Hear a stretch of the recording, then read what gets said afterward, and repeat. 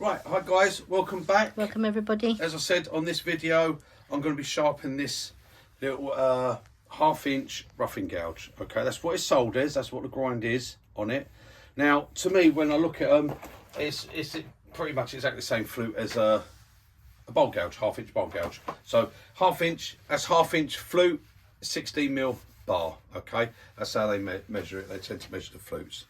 So what I'm going to do, I'm going to sharpen this one up, and I'm going to take that off. If you want this sort of grind and you want a tool like this, then sharpen this in the same roughing gouge jig. Okay, you'll pop it in there and you'll roll it exactly the same, and you will keep that profile straight, and you can keep this profile. I don't want that. That's not going to be any good to me. I would never use it as a roughing gouge. I will use it more. I think this will be brilliant for coming around bowls, but I've got to lower that flow. I've got to lower those wings. High wings are no good for me on the outside of a bowl. Okay, so I'm going to sharpen it on my jig now. I gave the measurements for the one making out of wood. If you go back to sharpening for pennies, you can make this out of wood. I'm going to be using this one. This is the one I make up out of aluminium, and this has a 10mm steel bar, aluminium, which is top grade aluminium, and that's what I'm going to use to sharpen on right now. So I've said before, we've got our grinds here. Now from here, 50mm will give me a 50-degree bevel, 67 should give me around a 45. I'm going for 67. Okay, now I'm just going to look at that and just make sure my flute is sort of straight across. Yep, that's it. Tighten that down so it can't move. That's it, that's all nice and tight, that's in there. Now, for my measurement, now this is slightly different to what my system is, okay, the way things are set up. So I've gone roughly on what mine are there. Now my one there is 6 inches, 6.25, I think, from there, that point to there. 6 to 6.25. So I've gone for 6 inches on this, and all I've done to make sure of that, I've put that piece of wood at the back of that center there of the wheel, and I've come back to that edge, okay, straight edge, and that's 6 inches from there to there. So if you make one of these jigs up to the measurements I gave you, that will give you that grind there. Okay, you can see I'm going to be taking the heel off. Now, a lot of people, when they sharpen a tool like this, they will put it on here and flatten the flute down, and you'll get like a horseshoe shape, and then they're sharpened to that. I'm not bothering because I don't know exactly what the grind I'm going to put on this. I'm just going to start to sharpen it and see how it goes. As long as you take it slow, you take it easy, you won't ruin anything. And if you keep it in the jig, you're never going to ruin it anyway, because the most you're going to do is just do a little swept back grind on it, fingernail grind. Okay, so I'm going to start on this wheel again. Like I said, it's not the best wheel. I will not just sharpen on this because these are cryogenic, so, and that's not the best for sharpening them on. You really want the CBN. But I'm going to use this to remove the steel. So I'm just going to come in and start by just removing some of that steel off of there.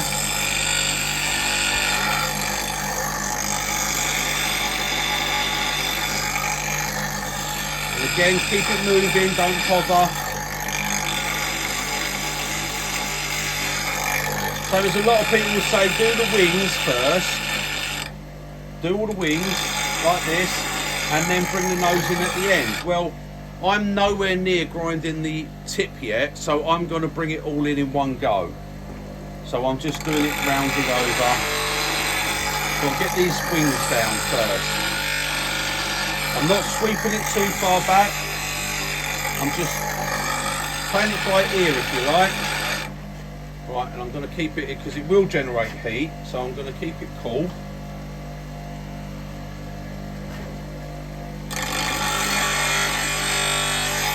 I'm not letting it get to a heat where it's going to change anything or cause any problems by cooling it down, because I'm not letting it get hot enough that it can do anything, okay?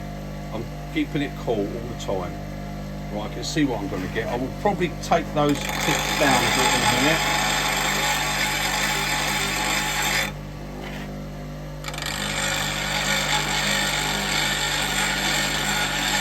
they are very high, those tips. Right, so I'm going to come over and I'm just going to put this on here flat and just gently take those tips down a bit.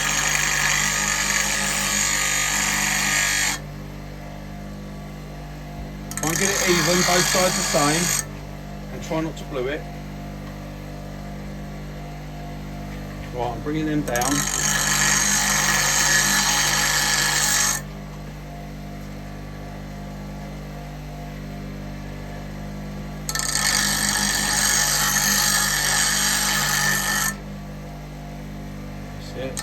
Bringing them down to the sort of rough shape I'm going to want, okay? Just rubbing it up on the wheel. There, you can see what we're getting to so far, yeah? That's a bit blurry. You alright? Yeah, yeah. So you can see what I'm doing so far, and then I'm going to sharpen this up now and bring that in.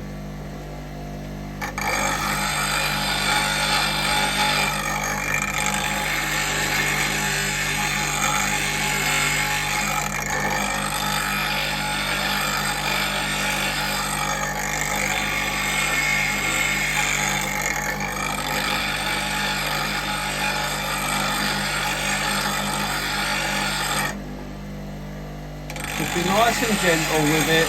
Keep an eye on what you're doing.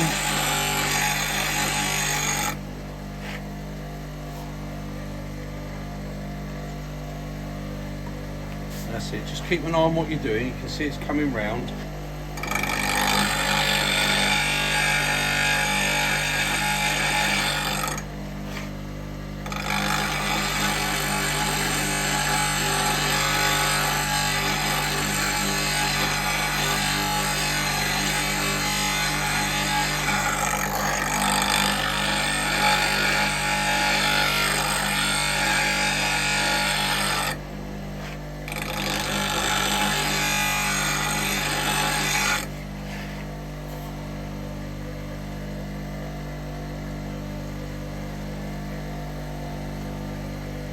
Yep, that's looking all right.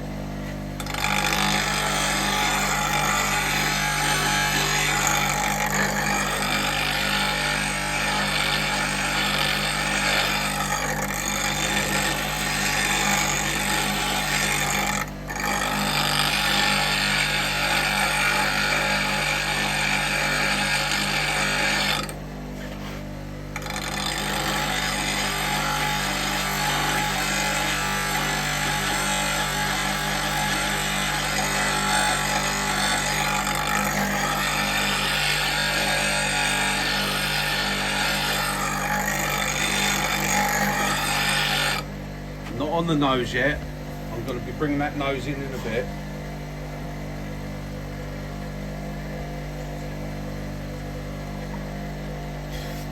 We're getting there. We're nearly sharp on the edges, on the sides.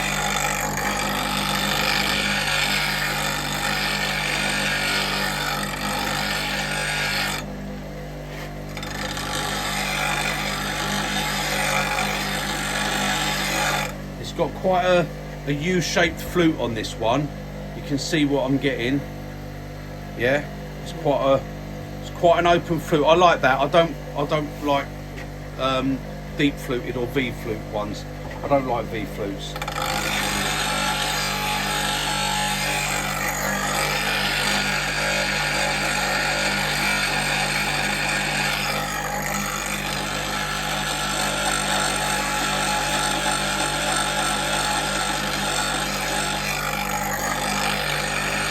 See now, I'm bringing the wings back slightly further. I'm bringing them back here. Okay, I like them swept back for what I like to do. I don't like the traditional grind where it's a shorter.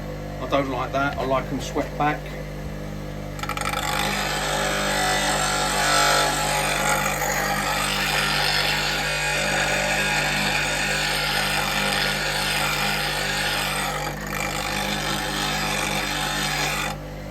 We will go over to the CBM wheels in a minute. We're getting close to that, where we want to be.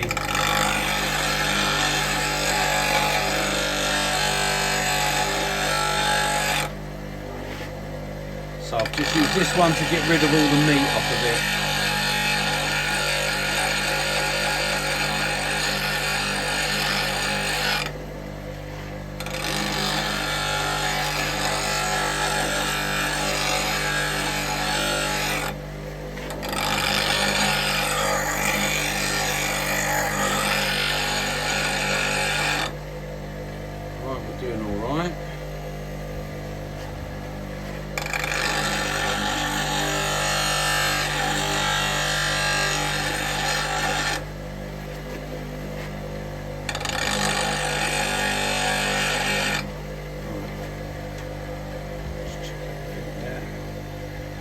Right, I think my flute, I can tell by the way it's sharpening.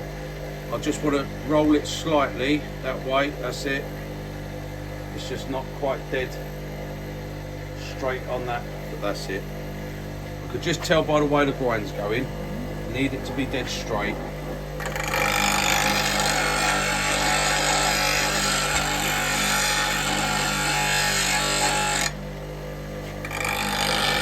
You're getting a little bit of a beak there. I don't want that. Bring that down there. Right, we're going over to CBN now.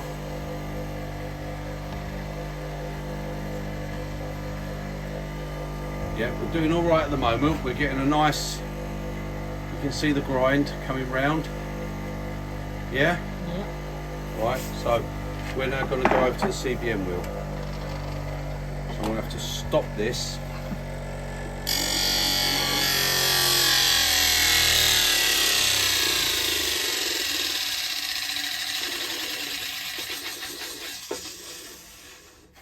There we go, lovely. I want to smell of burning wood. Right. So now I'll just go over to CBN to do the finish sharpening. I'll just use that to remove all that steel. So we pop this in here. Right, now I did put a little line on this. I was a bit more sensible this time. Let me just check how we are. Yeah, and we're bang on, see? Yep, yeah. We've got that bang on the same. Because I just put a little pencil line on there so it matches up on the edge of the wood there, then put it straight into this one. Everything matches up, it's all the same. And this is all made from scrap pieces of wood, guys. Yeah. Start her up, let her run up. Well, I'm gonna give this a little clean.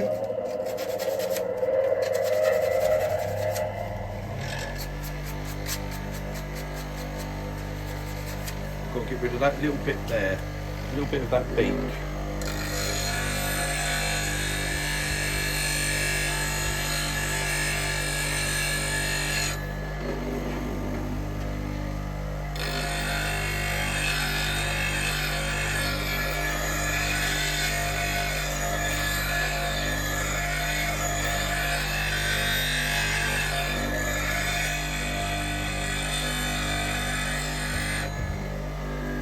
Further back from this side to this side.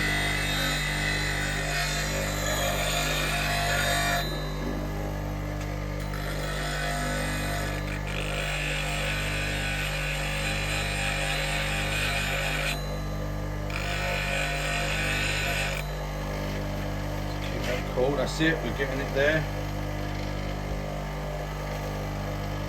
Swept that back. That's still quite a high flute for me, really. But I'm not going to get a flute on this like I would on a spindle gouge, so... Right. Coming in, I think I'm pretty much on the end of it now.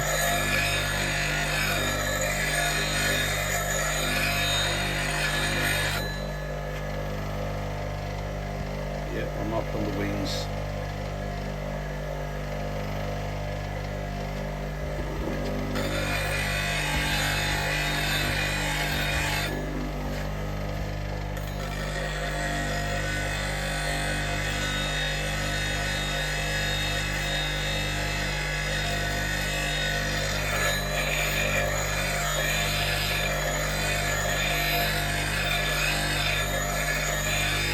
Working on the tip to just blend it. Have a look. Yep, that's all straight across there. That's all looking good. A little bit here. Oh, hang on. So must have, oh, I'm not in the sharpening jig. I wasn't in the hole. I was to the side of it. I just noticed when I looked on the camera as well. I thought, oh, you missed it. I was looking at the tip of the chisel and not looking at where I was putting the thing. So that's all right. Now we've got a single facet. Okay, and we've got a perfect, sharp, very U-shaped flute. I like that. Okay, I've got a little mark there because I just put it in the wrong place. Right, now then, I'm going to give it a final clean up here. make sure everything's all nice and clean. So I'm taking any burrs away on the inside of the flute, and make sure it's nice and cool before I start. Right, so it's nice and cold. A little bit of warmth there. Let's just keep it really nice and cold. There we go. Right, okay, and now it's going to be a very quick, hardly touching, once round. There, right, we've got that through. Now I want to put a relief bevel. Now I haven't got another bit for this, so all I'm going to do, I'm going to move it in on both of these, unscrew them. Right, I'm going to move it in around about an inch, give or take, roughly. I'm going to actually measure it, and I'm going to move it exactly 1 inch.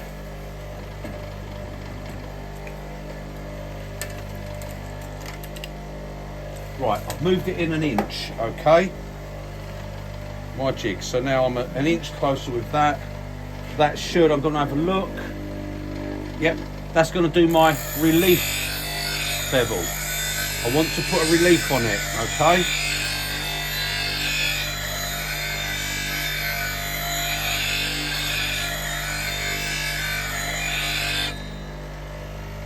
Right, there we go. I've just got to come on the sides.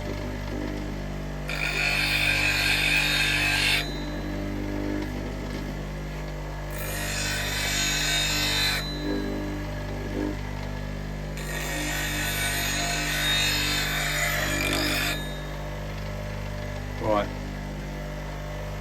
little bit more down that side.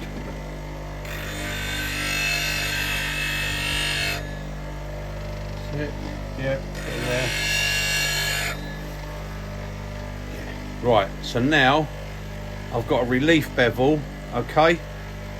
So I've got my single facet all the way round, and then I've got this relief bevel here. I've just taken a little bit of that heel away, okay? So I've got that bit there. That will, if doesn't matter if I'm doing the outside of a bowl or something, or spindle, but it will help if I'm doing anything on the inside.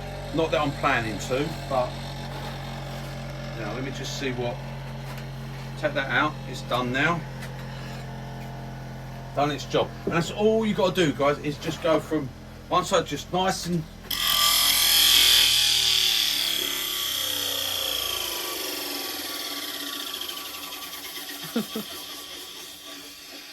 Well, I hate grinders. They should do it and make a break for it, shouldn't they? So you can go and break it. Break it, yeah. Right, okay. Break it. Put it under and dry it. So now I have a flute of, where am I? I've gone for just over 50 on this. I'm about a 50. I thought I was going to come out at 45, but hang on, well, hang on, I might be. There I am. Yes, I am. Let me get it on there, dead on. I'm just under 45. I'm about 44. 43 and after 44. That ain't going to make no difference to me whatsoever. Right, now, we did see how this was when we tried it on the thing, so we're going to have another little go just on the spindle for the moment. Okay, we're not doing bowls at the moment, so Lisa, come over and we're just going to see how it works on this spindle.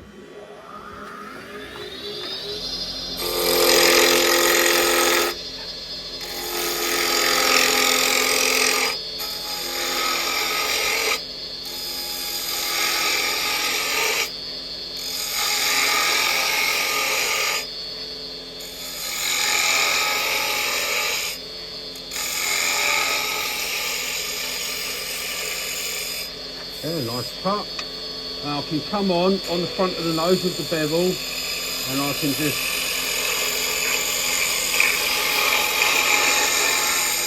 nicely push along. Yeah, that's all right. Okay, so that's all good. And if we want, we can put that tool rest in. Because the steepness we have, And because we have that hollow grind, we can come in and we can do our beads just by... And if we keep our tool with our bevel on here like this, we get a perfect control, perfect bead, because we're actually riding the bevel. We don't have to cut in and do it. We can actually come in, because this is a roughing gouge, remember, so we've got a more U-shaped flute than what we'd have on a bowl gouge.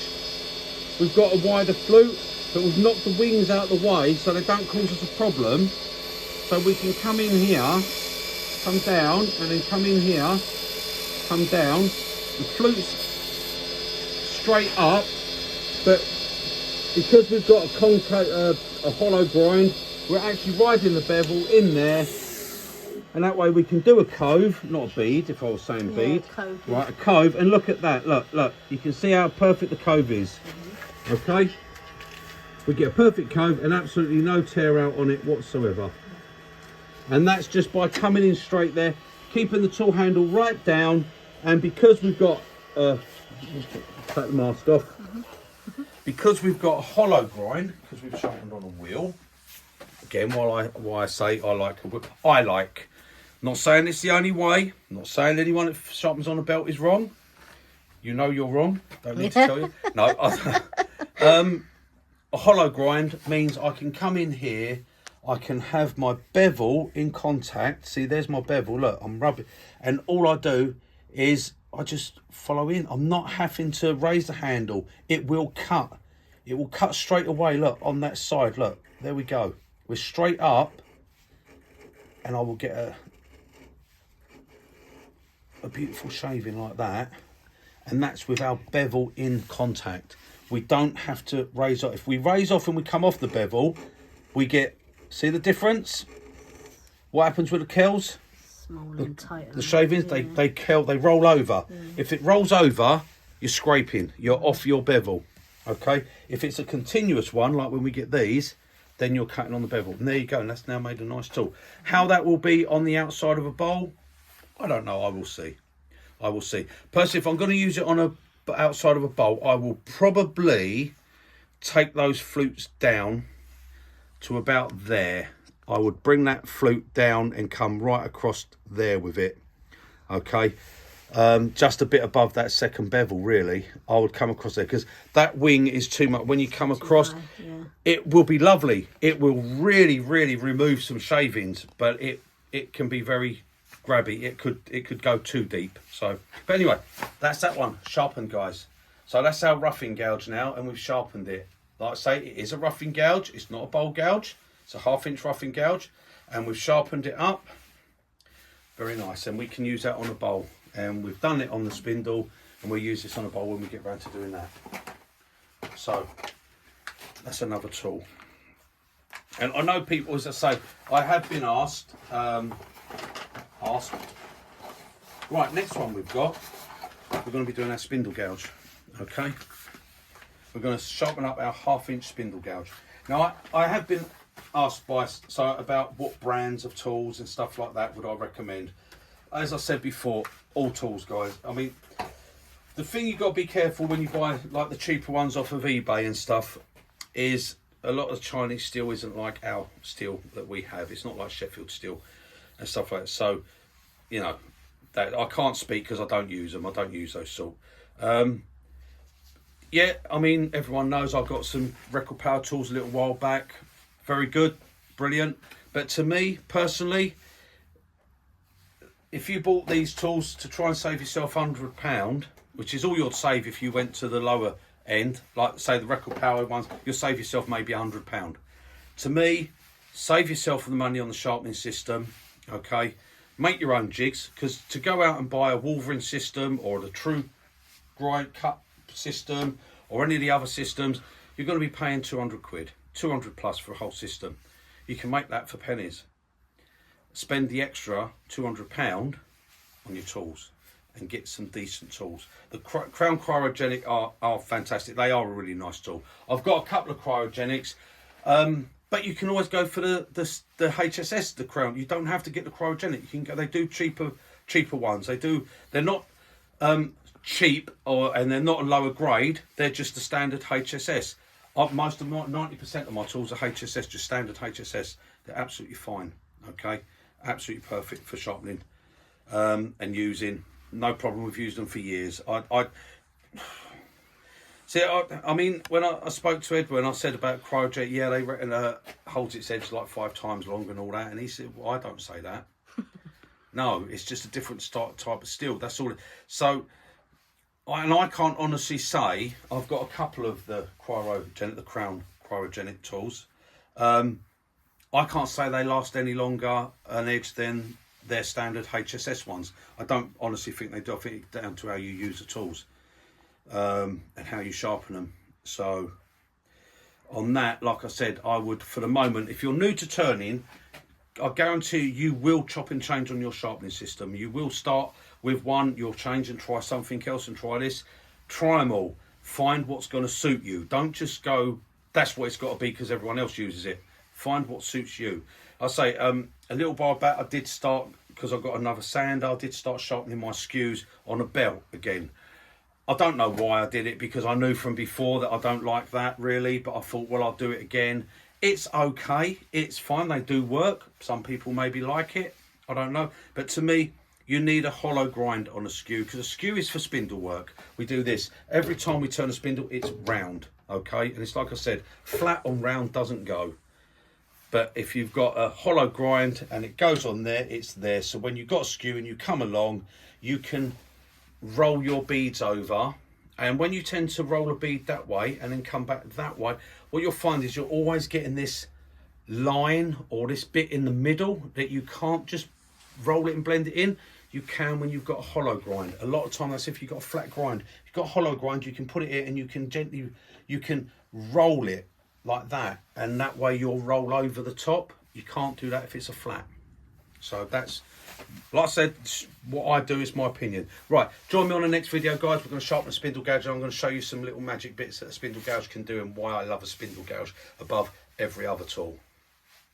Toodle pip. Bye, guys.